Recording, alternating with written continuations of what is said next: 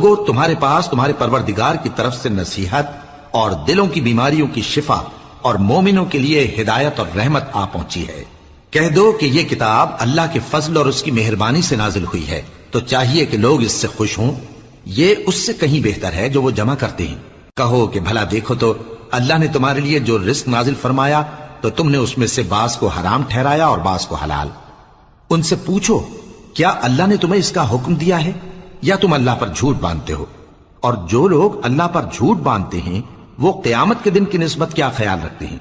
بے شک اللہ لوگوں پر مہربان ہے، لیکن اکثر لوگ شکر نہیں کرتے۔ اور تم جس حال میں ہوتے ہو یا قرآن میں سے کچھ پڑھتے ہو یا تم لوگ کوئی اور کام کرتے ہو، جب اس میں مصروف ہوتے ہو تو ہم تمہارے پاس ہوتے ہیں، اور تمہارے پروردگار سے کوئی ذرہ بھر بھی چیز پوشیدہ نہیں رہتی، نہ زمین میں اور نہ آسمان میں، اور نہ کوئی چیز ہے اس سے چھوٹی اور نہ بڑی مگر کتاب روشن